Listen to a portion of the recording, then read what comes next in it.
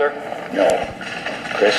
I'd like to follow up on Sam's question, if I could, Mr. President. Secretary of State Schultz says one of the problems in Lebanon is the War Powers Act, and the Congress is always meddling in foreign policy, that neither our foes nor our friends know who's in charge. How much of a problem do you have with the War Powers Act, and would you like to see a Supreme Court test of whether or not it's constitutional? Well, there's been no talk of such a test or doing anything of that kind, but Chris, I do have to say this. In the last 10 years, the Congress has imposed about 150 restrictions on the president's power in international diplomacy. And I think that the Constitution made it pretty plain way back in the beginning as to how diplomacy was to be conducted.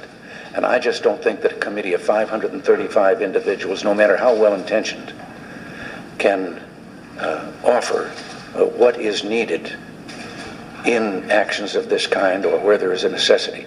Do you know that prior to the Vietnamese War, while this country had only had 4 declared wars, presidents of this country had found it necessary to use military forces 125 times in our history. Well, if I could follow up on that, people do cite Vietnam, where presidents waged an undeclared war for years, and they say without the War Powers Act, that's going to continue.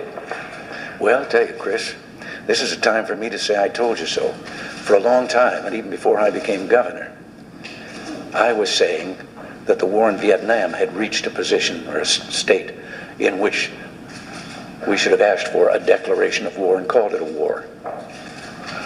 Yes, I'll get you.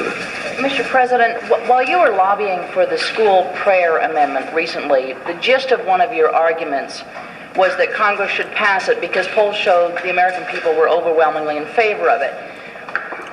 Public opinion polls, sir, also show that Americans favor stricter control of handgun sales and an immediate verifiable U.S.-Soviet nuclear freeze. In light of that, in light of your argument, do you see any change in your position on these two issues?